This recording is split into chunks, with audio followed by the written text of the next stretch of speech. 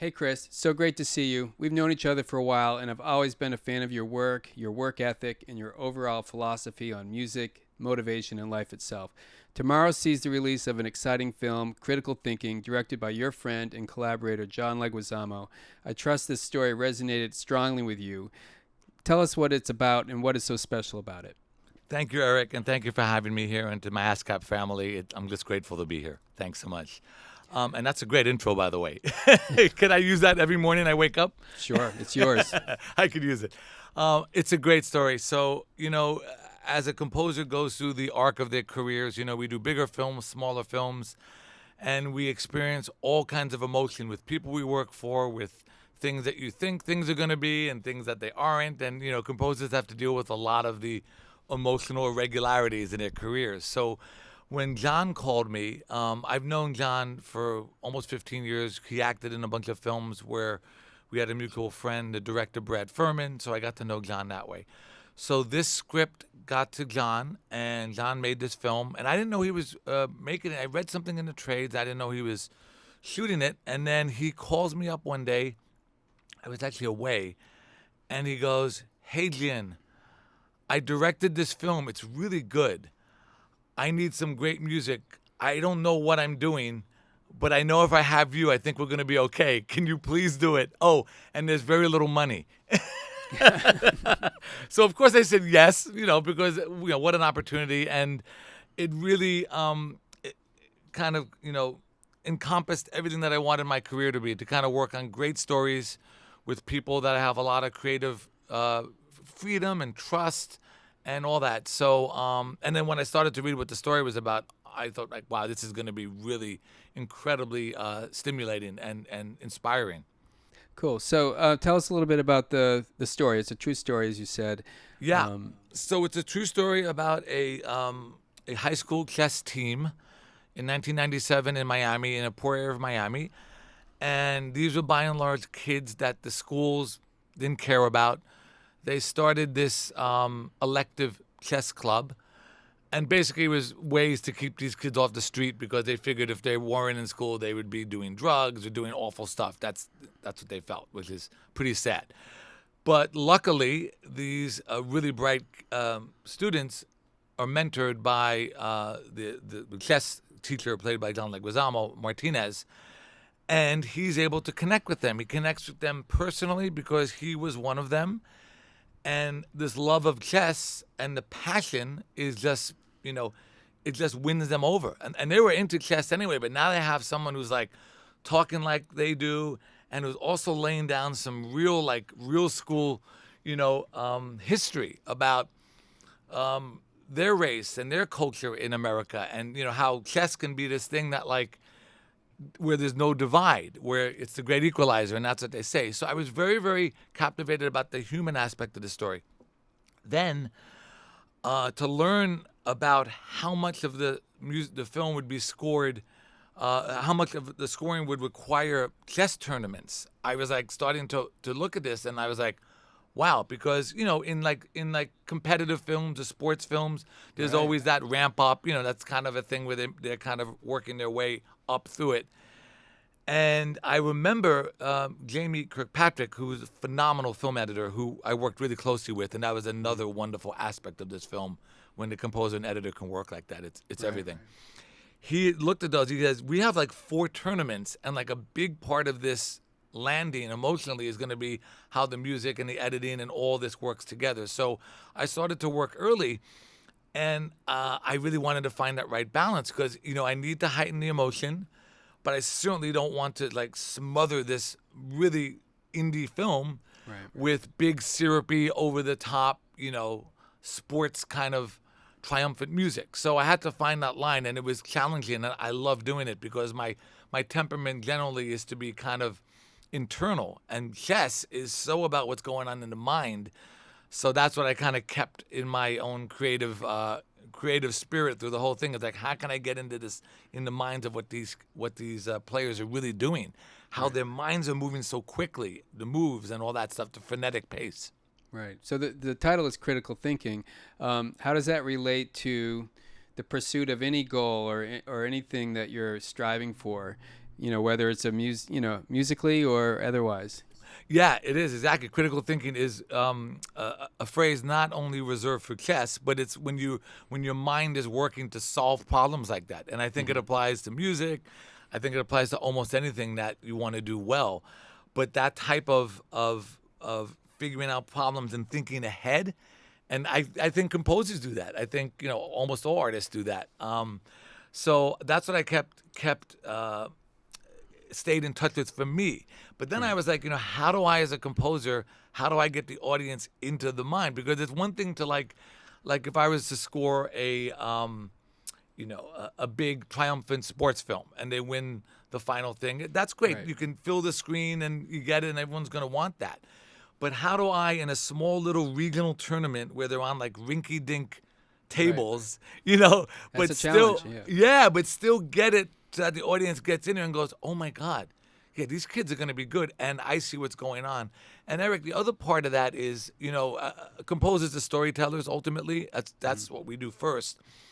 And it was so important for John and the cast. They were so authentic to the chess because they really wanted people that, chess was their lives, to see this and go and honor it, and that was important.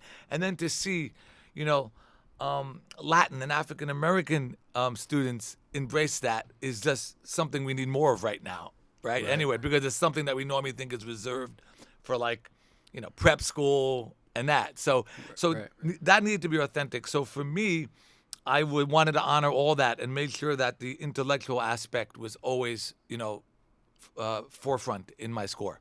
Right.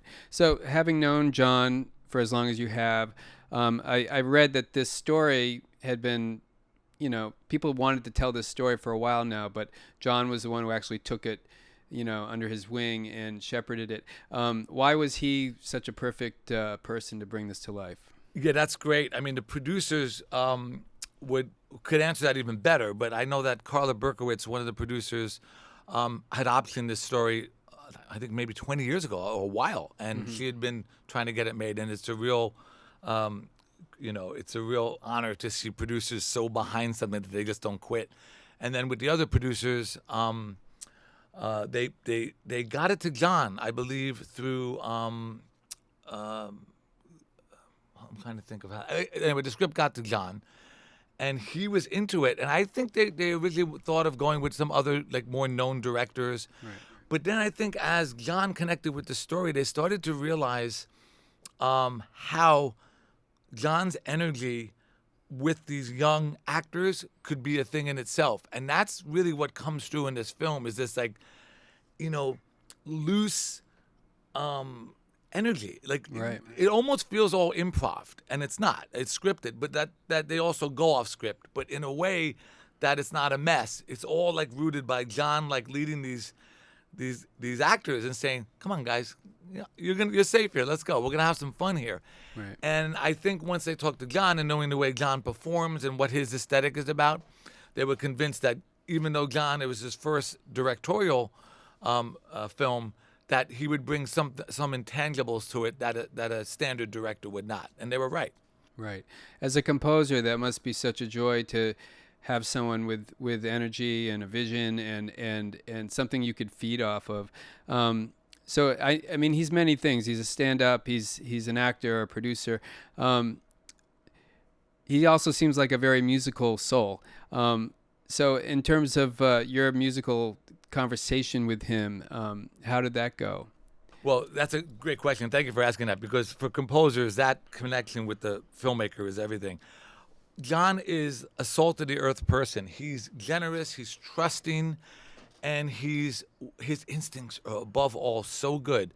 And even if he doesn't know how to explain something, he trusted me enough, and I saw this with other people in the film, to say, okay, and he just explains what he wants from a dramatic purpose, from an emotional point of view, and he's not into micromanaging, but he knows what he wants. He knows when it feels right.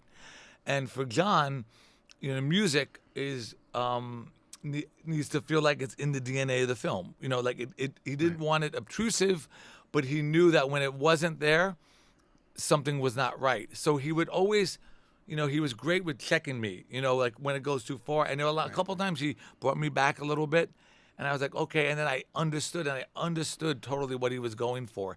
So he would, always talk emotion, motivation, but he gave me a lot of freedom. And I was so grateful for that.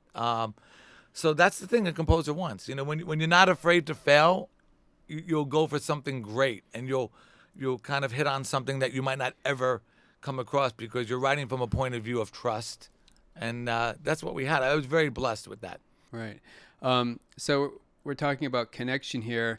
With so much uncertainty about schools starting up during this pandemic, what does this story have to teach us about the value of true one-on-one connection, whether it's education or art or anything really? That's so interesting. I was thinking about it. I think one of the reviews talked about that. They said, like, we need to see a classroom with students and a teacher not wearing masks in there. Like, so, when I worked on this film, it was a year ago that we did the film mix. And now, obviously, we know what's happened in a year. But I think it's going to really be life affirming. I mean, the story is, but I think it's going to make us all feel like, okay, we'll find a way to get back to that. Because, yes, that interaction in the classrooms especially, and all of that is really essential for human existence. Right. And part of me is it's kind of funny to watch these scenes now and no one's wearing masks. I'm like, but I hope that it's gonna that's gonna say that's where we're gonna get back to in time. But it really does speak to how human interaction can influence people's lives, and I think that's really important. That's something you feel when you see the film. You feel that. Right. So, knowing you as much as I've known you, Chris, you're a composer who seems to invest your time and your talent with collaborators and projects that are really meaningful and purposeful. Critical thinking seems like the latest example of that. Why is it so important for you to feel, a personal investment in the work that you do? Yeah. Thanks, Eric. I really appreciate you saying that. I feel, look, there's so many intangibles in this business, right? And you make some contacts and connections that are like, they're more functional, whatever. And then you have a chance to make some that are really profound. And I think if you look at composer-director relationships, so many of them are fundamentally started in that initial trust and building that and being in something together. So for critical thinking and some of the other projects I've done, I always feel like, so little about what's going to happen in your career and what will happen to all these projects. But I know that if my name is on a film and I've given everything I've had, both creatively and also as a part of the team, I feel good about myself. That's what I'm here for. Like, I can't control all the other stuff. Oh, the film comes out. It doesn't come out. There's a whole list of things I can't control. But for me, that's the reason I got into this business. I wanted to be, I wanted that back and forth. I wanted to go in and play a cue and have a director say, and see when they get excited, but then have them say, oh, that's cool. Hey, what if we do this here? And then go back and then have that make me look at it a different way. And, I think whenever my career is over, I'll look back and say, I really invested in some of these relationships, and that's really kept me vibrant and alive and optimistic for the next project, because that's what I have. That's what I can give. Well, beautifully said. Well, Chris, it's always a pleasure to see where your musical path is taking you next. Thanks for sharing this story with us. It sounds like a special film, and I hope a lot of people watch it. Thank you, Eric, and thanks to everyone at ASCAP and Loretta Munoz and everyone in film and TV, and I'm grateful to be here. Thanks so much. Thank you.